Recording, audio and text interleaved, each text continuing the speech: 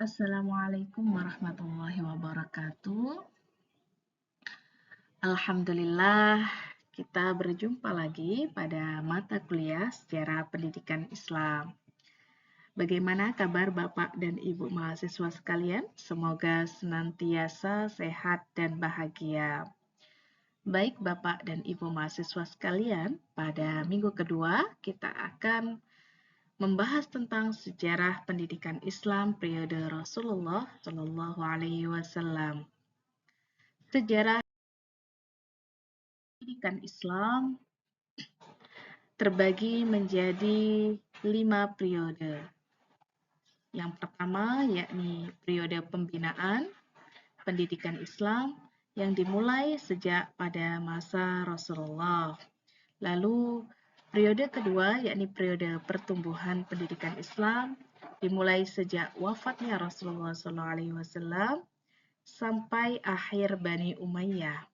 Lalu periode ketiga yakni periode kejayaan pendidikan Islam yakni dimulai sejak Daulah Abbasiyah hingga jatuhnya Baghdad.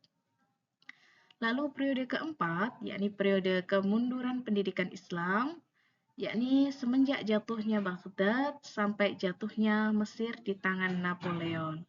Serta periode yang kelima yakni periode pembaruan pendidikan Islam dimulai dari pendudukan Mesir atau jatuhnya Mesir oleh Napoleon hingga masa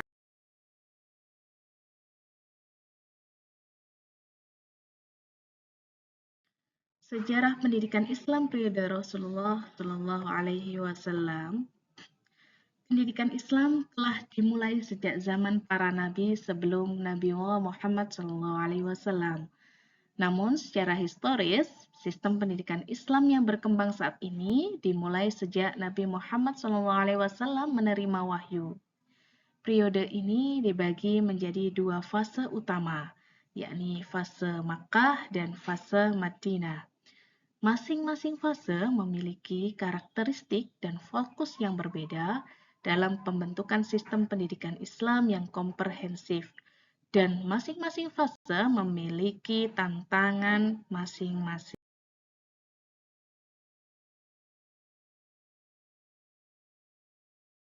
Seperti yang kita tahu Bapak Ibu mahasiswa sekalian, bahwasanya pendidikan memiliki sebuah sistem yang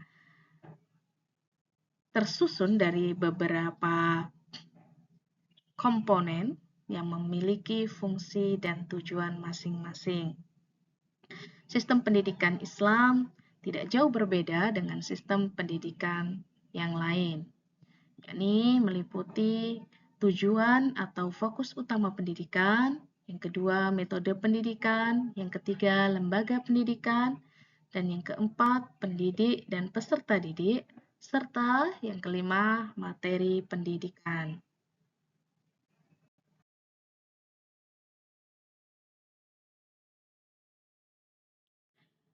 Yang menjadi fokus utama pendidikan Islam pada masa periode Makkah yakni pembinaan akidah dan akhlak yang menjadi prioritas utama. Seperti halnya tujuan diutusnya Rasulullah SAW yakni liutammima makarimal akhlak, untuk menyempurnakan akhlak-akhlak manusia. Lalu ajaran tauhid diperkenalkan secara intensif. Pengenalan Al-Quran juga menjadi bagian integral dari pendidikan. Lalu yang kedua yakni metode dakwah. Pada fase Makkah, metode dakwah awalnya dilakukan secara sembunyi-sembunyi. Salah satunya dilakukan di rumah Arqam bin Abi Arqam atau sering kita dengar dengan Darul Arqam. Namun setelah turun wahyu surah Al-Muddatsir ayat 1-7, Rasulullah SAW melakukan dakwah secara terang-terangan.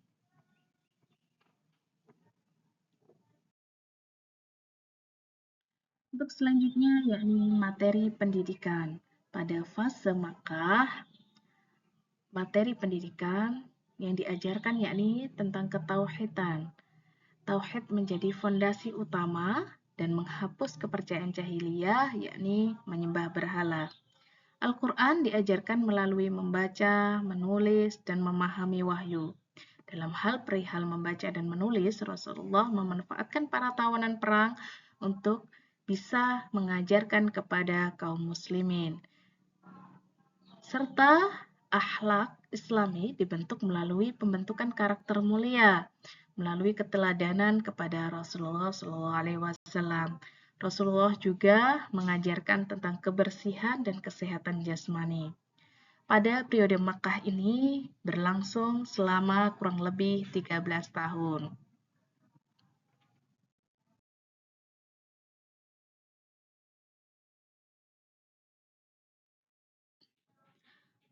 Dan metode pembelajaran di Makkah. Tokoh yang menjadi peserta didik pada fase Makkah yakni Khadijah, Ali bin Abi Thalib, Abu Bakar, Zaid bin Haritsa, serta sahabat-sahabat lainnya yang merupakan tokoh-tokoh penting yang dididik pada periode ini, atau sering kita dengar yakni As-Sabiqun al-Awwalun atau orang-orang yang pertama kali masuk Islam pada masa di Makkah. Untuk pendidiknya, pada fase Makkah, pendidiknya yakni Rasulullah SAW yang langsung dibimbing oleh Allah melalui malaikat Jibril. Seperti termaktub dalam surah Ar-Rahman, "Wa ma yantiqu 'anil hawa in huwa illa wahyu yuha." Lalu selanjutnya, yakni metode pembelajaran pada fase Makkah, Rasulullah menggunakan metode salah satunya yakni ceramah, tanya jawab, diskusi, bimbingan, keteladanan, hafalan, demonstrasi, menjadi metode pembelajaran yang efektif digunakan, bahkan terkadang juga bermain peran. Lalu pada fase Makkah, ada beberapa lembaga pendidikan yang tentunya belum terstruktur karena pada masa fase Makkah, Rasulullah masih banyak pertentangan dari kafir Quraisy. Yakni yang pertama Darul Arqam, menjadi pusat pendidikan awal rumah Abi Arqam bin Abi Arqam. Lalu yang kedua yakni sekitaran Masjidil Haram, juga menjadi tempat pengajaran Islam pada fase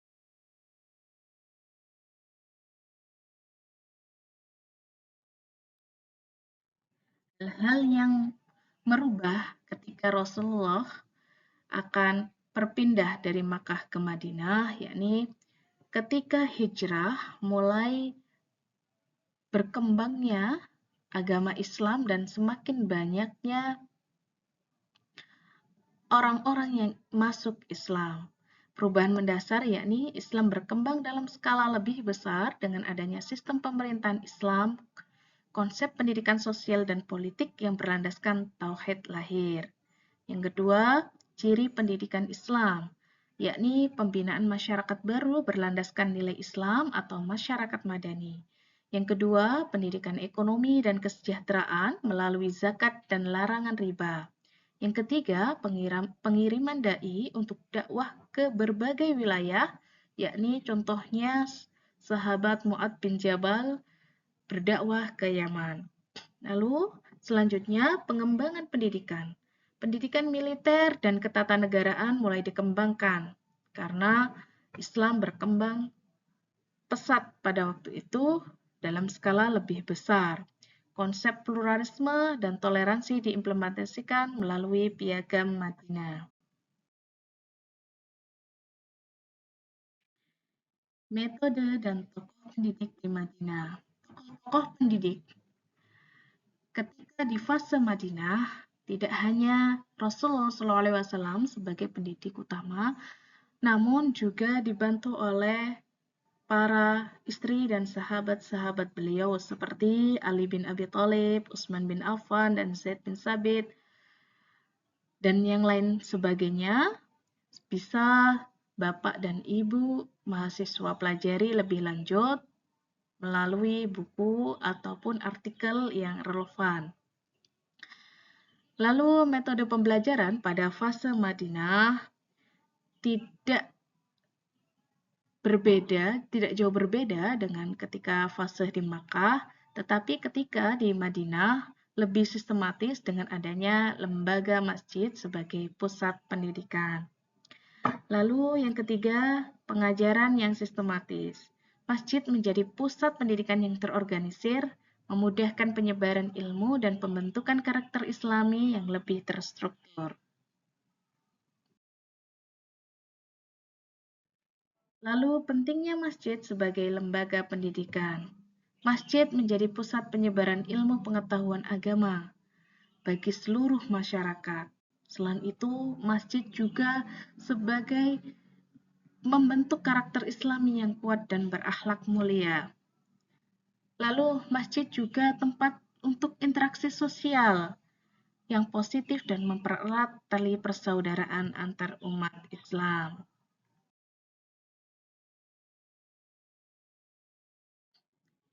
Lembaga pendidikan pada fase Madinah ini yang pertama masjid. Masjid pertama yang dibangun oleh Rasulullah setelah hijrah ke Madinah yakni Masjid Quba. Pada Masjid Quba, Rasulullah mengajarkan pendidikan Islam dengan bentuk halakoh atau dengan posisi kaum muslimin melingkar mengelilingi beliau untuk mendengar dan berdiskusi mengenai agama maupun kehidupan umat muslim. Lalu selanjutnya yakni lembaga pendidikan pada fase Madinah yakni As-Sufah. As-Sufah merupakan ruang atau bangunan yang bersambung dengan masjid. Sufah dapat dilihat juga sebagai sekolah karena kegiatan pengajaran dan pembelajaran dilakukan secara teratur dan sistematis. Lalu yang ketiga yakni kutab. Sebenarnya kutab dibangun oleh bangsa Arab sebelum kedatangan Islam yang bertujuan memberikan pendidikan kepada anak-anak. Namun demikian, lembaga pendidikan tersebut belum mendapat perhatian khusus. Terbukti, sebelum kedatangan Islam, hanya ada 17 orang kafir Quraisy yang mengerti membaca dan menulis. Namun oleh Nabi, kutab dikembangkan lebih besar sehingga anak-anak Muslim dapat membaca dan